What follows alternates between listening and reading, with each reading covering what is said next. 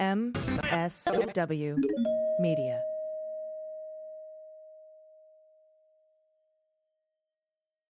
Big shout out today to Helix Sleep. Take their 2-minute sleep quiz and they'll match you to a mattress that will give you the best sleep of your life. Helix is offering 20% off all mattress orders and 2 free pillows for our listeners. Just go to helixsleep.com/dailybeans and use promo code HelixPartner.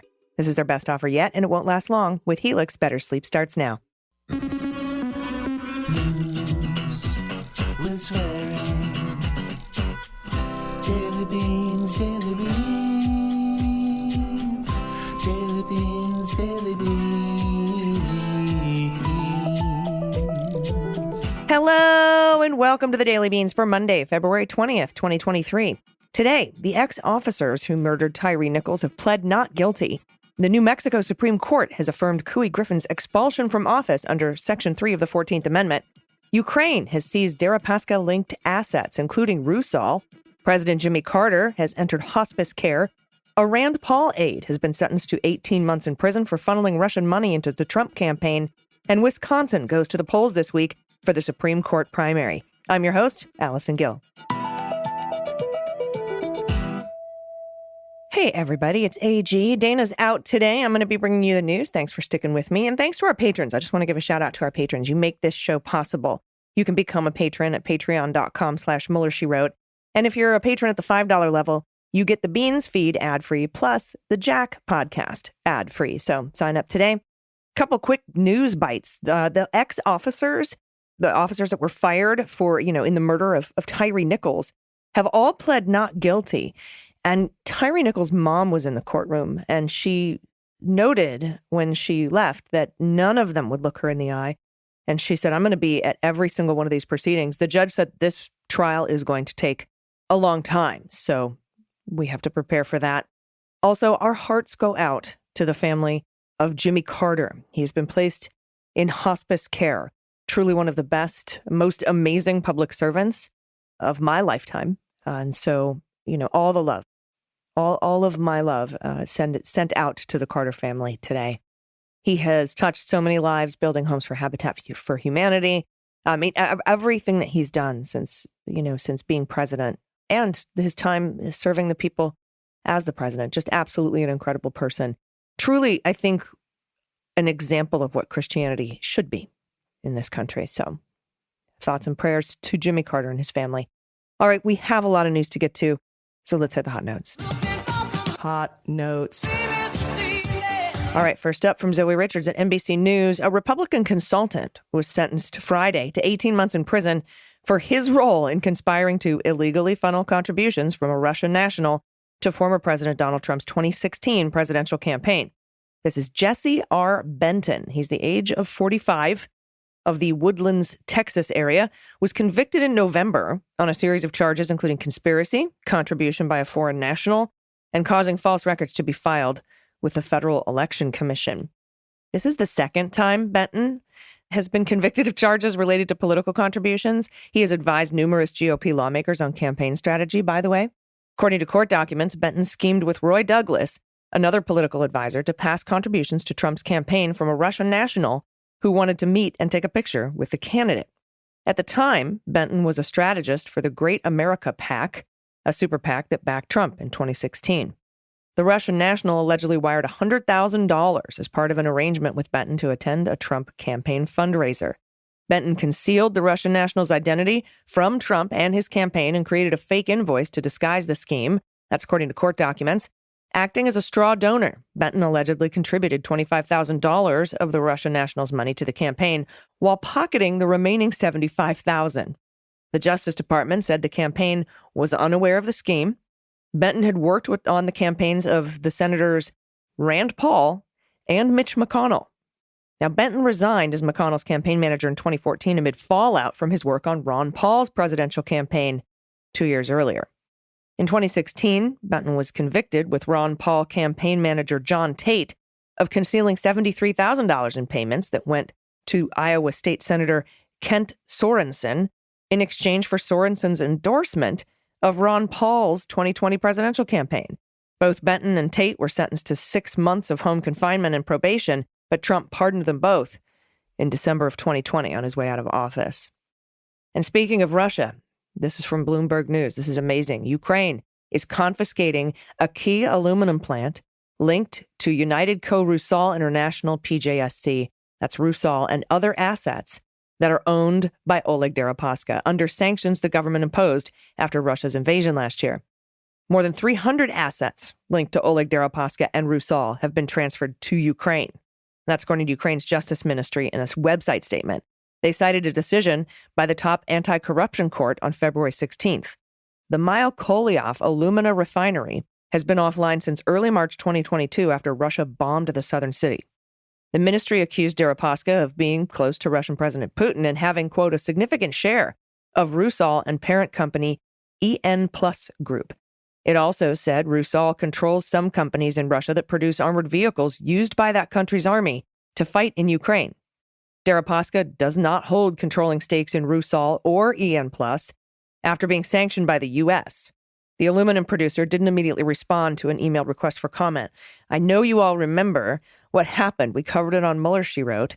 Basically, Steve Mnuchin wanted to lift sanctions on Oleg Deripaska, maybe at the behest of Mitch McConnell, who wanted to build an aluminum plant in Kentucky alongside RUSAL, which is Oleg Deripaska's one of his aluminum plants. And he also wanted the sanctions lifted on him.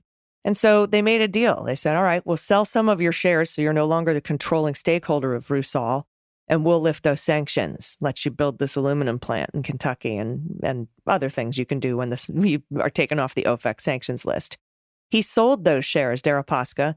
He sold them to the Kremlin and his family. Yeah.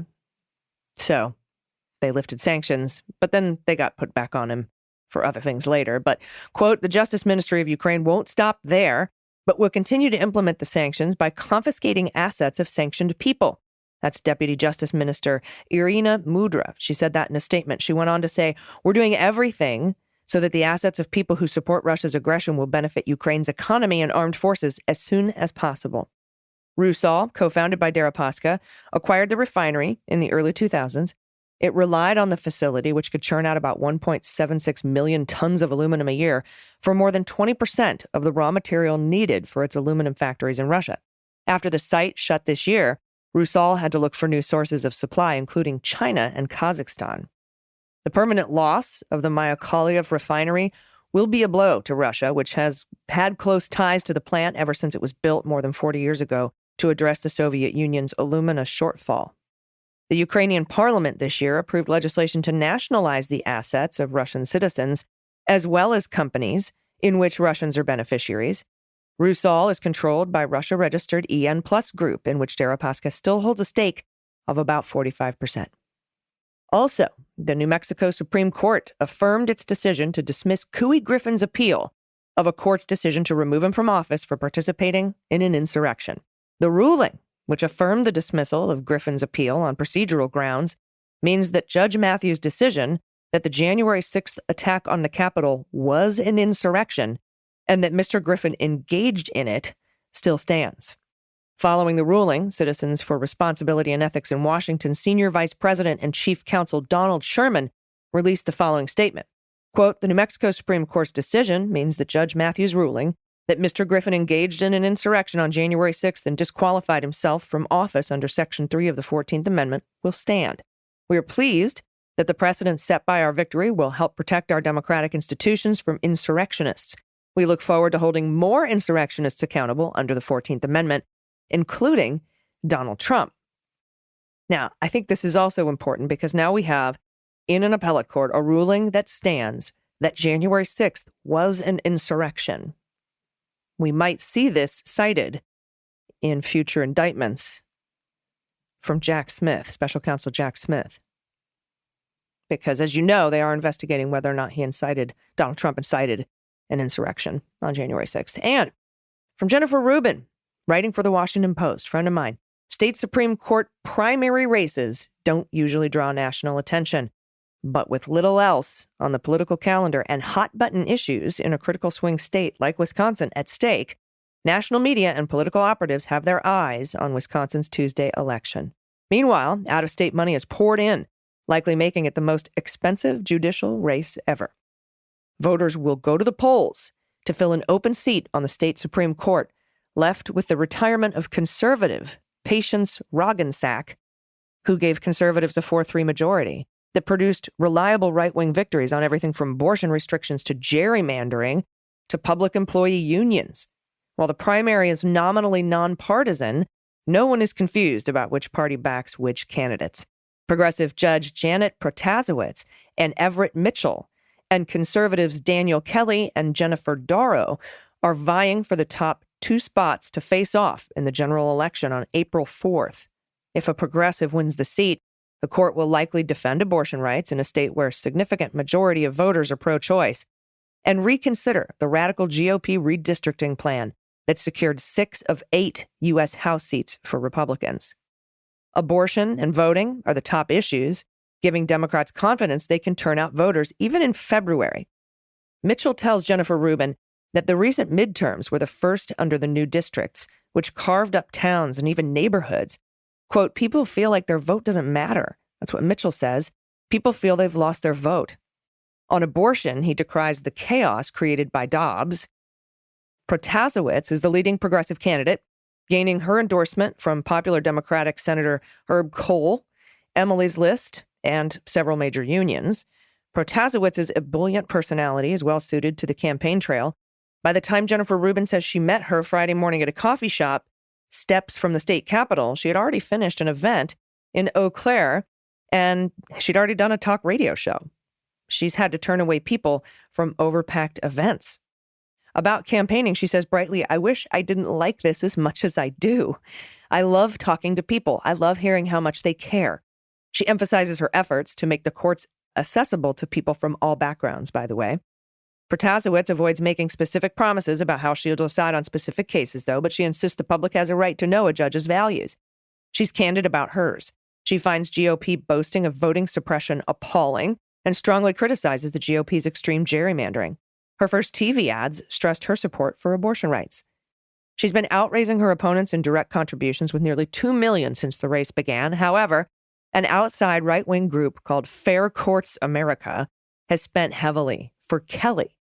Right-wing Illinois donor Richard Uhlhein, who is the Schlitz heir, by the way, alone spent $1.5 million through Fair Courts America, so don't drink Schlitz anymore. Meanwhile, a Better Wisconsin Together PAC has raised more than $1 million for Democrats and spent more than $800,000 through February 6th. By one estimate, more than $6 million has been spent on TV ads alone. That is massive for a state Supreme Court race. Protasiewicz blames Citizens United for the gusher of dark money. When it comes to judges ruling on cases involving big donors or groups they've represented, she thinks there needs to be some clear recusal rules. Mitchell, by contrast, tells me that since judges have to raise money to campaign, strict recusal rules would take them off too many cases. Instead, he thinks judges need to monitor their own biases. The system bothers Mitchell. That's what he says to Jennifer Rubin. Quote, I didn't get all that money, so I'm out doing the hard work of meeting people. The big money, he says, makes a judicial race a political race where judges are running for the base. The public loses confidence in the system when progressive is synonymous with Democrat and conservative is synonymous with Republican, he argues. The issues in this race are more than theoretical, though. Kelly, quote, has been paid nearly $120,000 by the state Republican Party and the RNC over the past 2 years for his work on election issues. That's what the Milwaukee Journal-Sentinel has reported. From former GOP State Party Chairman Andrew Hitt told the House January 6th committee that Kelly had pretty extensive conversations about phony electors. Now, without firm recusal rules, he could, if elected, hear a case on GOP-friendly redistricting. Doro entered the race late with strong name ID from her presiding in the case of the Waukesha, Wisconsin Christmas parade killings. Kelly previously lost a statewide race and seemed to think it was his turn. Now, he has insulted Doro's lack of scholarship. Both went to the same low-ranked Christian law school, by the way. Kelly's team was accused of planting stories about Doro's son, and Kelly pointedly refused to endorse Doro if he loses the primary. But Democrats, meanwhile, have enjoyed a primary virtually devoid of rancor. They hope that bodes well for capturing the 4th seat on the court. Again, everyone, especially listening in Wisconsin, that primary is tomorrow, Tuesday, February 21st, with the general election on April 4th. Jennifer Rubin, writes reported opinions for the Washington Post. She is the author of Resistance: How Women Saved Democracy from Donald Trump. Check out that book and check out Jennifer Rubin's opinions in the Washington Post. Give her a follow on Twitter. All right, everybody, that is the news today. And we'll be right back with the good news. Stick around. After these messages, we'll be right back. Hey, everybody, it's AG, and there's one thing in my life that always guarantees I get a good night's sleep. That's my custom mattress from Helix Sleep. It is truly amazing. It has solved all of my sleep troubles, all the ones I used to have. Plus, it's custom made for how I sleep. We all have different preferences when we sleep, and Helix knows that. So Helix came out with several different mattress models to make sure there's something for everyone. They have soft, medium, and firm mattresses. There's mattresses designed to help cool you down on those hot nights, and even a Helix Plus mattress for plus-size folks. Just go to helixsleep.com/dailybeans, take their 2-minute sleep quiz, and they'll match you to a customized mattress that will give you the best sleep of your life.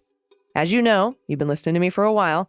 When I took the Helix quiz, I was matched with the Helix Midnight because I like a medium firm bed, and I am a side sleeper. So the whole world knows that.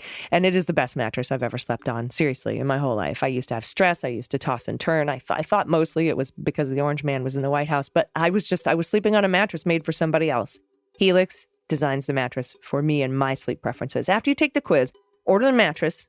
It'll be shipped to your door for free. You never have to go to a mattress store ever again. They come with a 10 or 15-year warranty. You get to try it out for 100 nights, no risk. They'll come pick it up if you don't love it, but you will love it. And I'm not the only one singing their praises. In 2021, Wired Magazine awarded them Best Overall Mattress, and they won Favorite Mattress last year at the GQ Home Awards. Right now, Helix is offering 20% off all mattress orders and 2 free pillows for listeners. Just go to helixsleep.com/dailybeans. That's HELIX sleep.com/dailybeans. Use promo code HelixPartner, all one word. This is their best offer yet. It will not last long. With Helix, better sleep starts now. This episode is brought to you by PetSmart. Imagine life without your pet. Unthinkable, right? That's why taking care of their well-being is job number one. And PetSmart has everything you need to do anything for your pet. PetSmart's expertise in nutrition, training, veterinary care, and more can help you take care of your pet's well-being the same way your pet takes care of yours. Care the way pets do. Shop now at PetSmart.com. So, Renato, do you still have your own podcast? Yeah, it's complicated. What's so complicated about a podcast? That's the name of the podcast, remember? Oh, will you still be exploring topics that help us understand the week's news? You bet. But we'll have a new name because we're going to be working together to explore complicated issues that are dominating the news. Working together? Yeah, you're hosting it with me, remember? Oh, right. Wait. Does that mean our podcast is going to have a steam mop segment? Let's not get carried away. But we'll discuss hot new legal topics, so check out our new episode coming soon to everywhere you get podcasts as well as YouTube.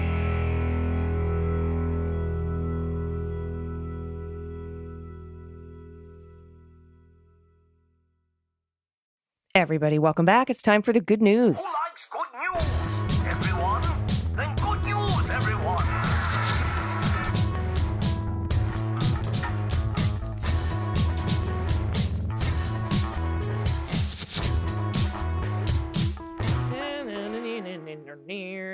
Good news. And if you have any good news, confessions, corrections, you want to play What the Mutt, we've been killing it lately. You want to play What the Mutt with us?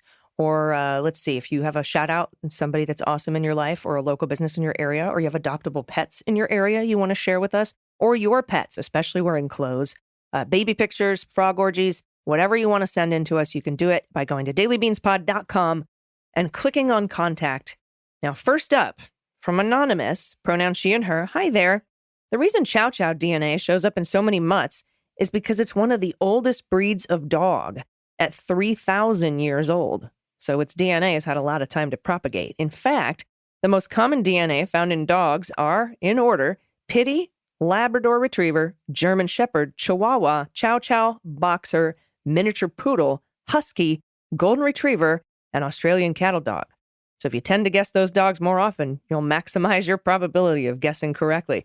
Very cool, thank you.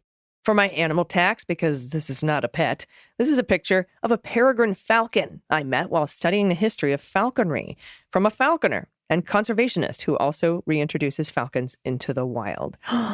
Hello, peregrine falcon. Very beautiful. I love your jewelry.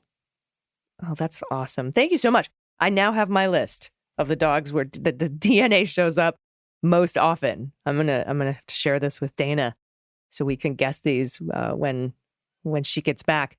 Also, I had a Pekingese for a while. They're like 3,000 years old, but their DNA doesn't show up in a lot of dogs for being around for so long. Wonder why? Maybe because they're so tiny. All right, next up from Evan, no pronouns given. Evan says, so I want to say that I'm a Super Space Beans sub ever since you left Spotify, and you're how I start the day. I don't claim to be from the kitchen table days, but be assured you're my daily habit. Well, thank you, Evan. My wife is from Oregon. Unfortunately, I'm from Matt Gates's district. We moved from Florida to East Central Alabama so she could get her master's degree. Her emotional state and well-being suffered after her principal investigator made her life unnecessarily difficult. I had a day when I realized that she was asking my approval to leave the program, not directly, but she thought she'd be letting our family down.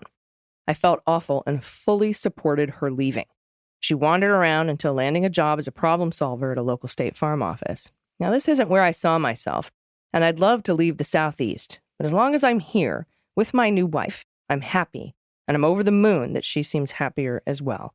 Mental health is so important. Yes, Evan, it really is. You are part of my daily mental health, and I have my dear wife listening with me every morning now. I started my own little niche podcast as my mental health regimen as well. A nerdy little Transformers pod called More Than Meets These Guys. Oh my God, More Than Meets the Guys. Okay, I'm proud of this little thing, and I realize that my mental health involves building a tiny community of fans and making friends. Here is my pet tax as well. My rat terrier chihuahua mix, we think, named Pippin. Great name. And our new void kitten that is wearing the cone of shame as I type this up. It's important to neuter and spay our felines. Yes, Evan, it is. Everybody, right now, go listen to More Than Meets These Guys. I'm not sure what platforms it's available on, but go to your podcast player, search for More Than Meets These Guys. Report back to me. It's awesome. I'm going to check it out myself. Look at the pupper. Hello. So cute. And the void kitty in the cone. Poor little baby. I think didn't you share this photo on my Twitter feed, Evan? I've seen this photo. I think that was you. I shared a picture of my mustache cat, my loaf stash cat, and I think that you shared this photo. Thank you for those. Next up, Kaz Mom, pronoun she and her. Good morning, Beans Queens. I listened to you while getting ready for the day. In a recent episode, you were talking about They Might Be Giants. I was a fan back in the 90s. I always enjoyed their lyrical genius. Me too. I have to say that Birdhouse in Your Soul, if you read those lyrics and realize that it's written from the point of view of a bluebird nightlight in the bathroom, sitting plugged in across from a picture of a lighthouse, a painting of a lighthouse, it all makes sense. Fast forward to when we had our baby girl. I refused to drive a minivan or listen to Barney or similar mindless kids songs, so we were happy to see that They Might Be Giants have albums geared to children. And ecstatic for the first time, we played the Alphabet of Nations. Algeria, Bulgaria, Cambodia, Dominica, Egypt, France, the Gambia, Hungary, Iran, Japan, Kazakhstan.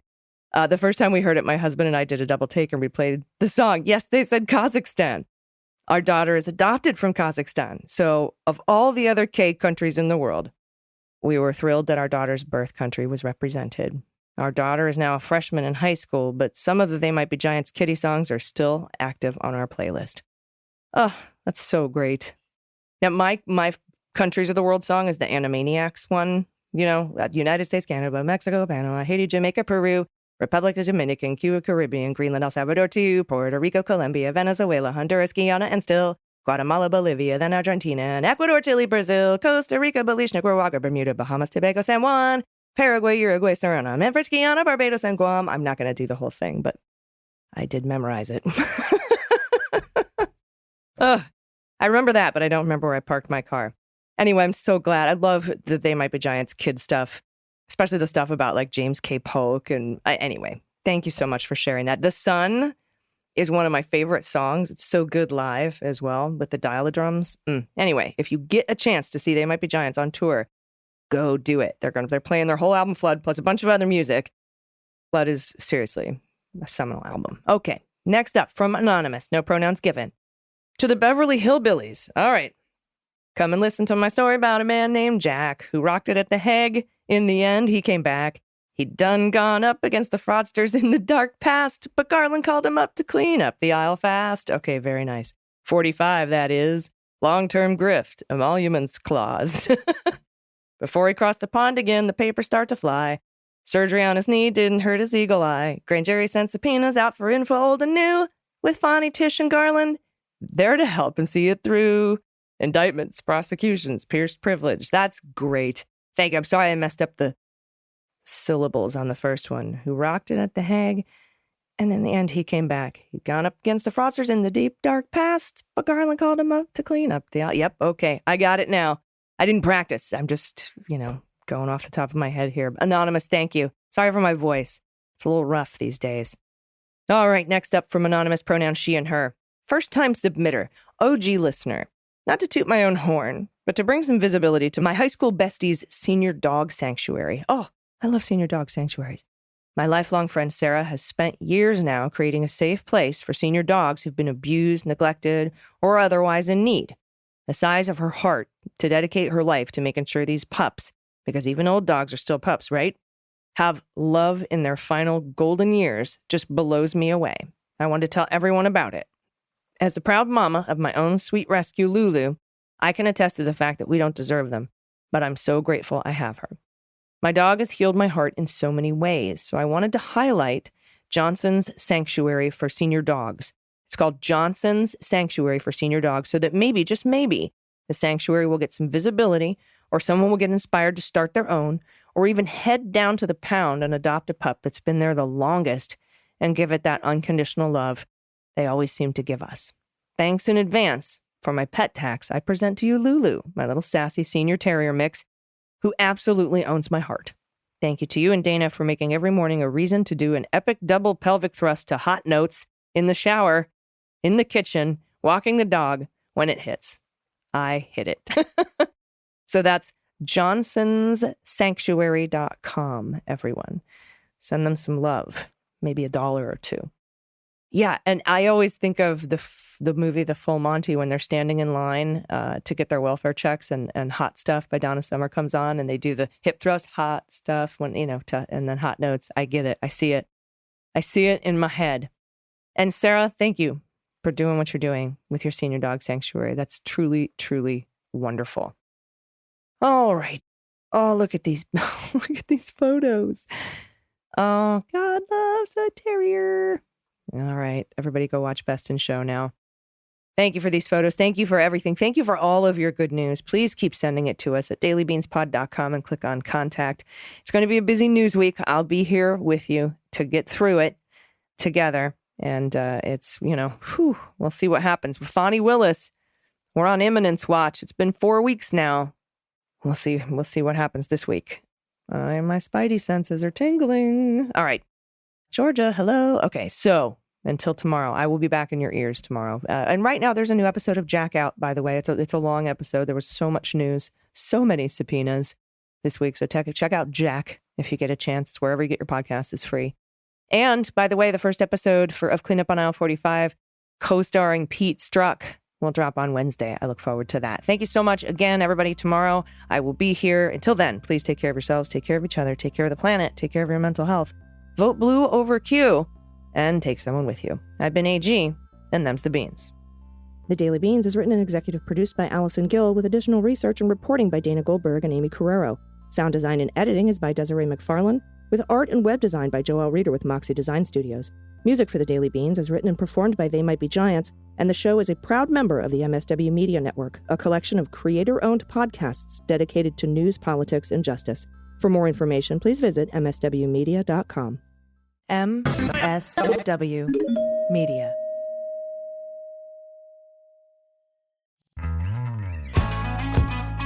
You voted.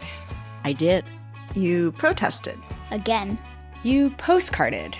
So many Sundays. You posted on social media.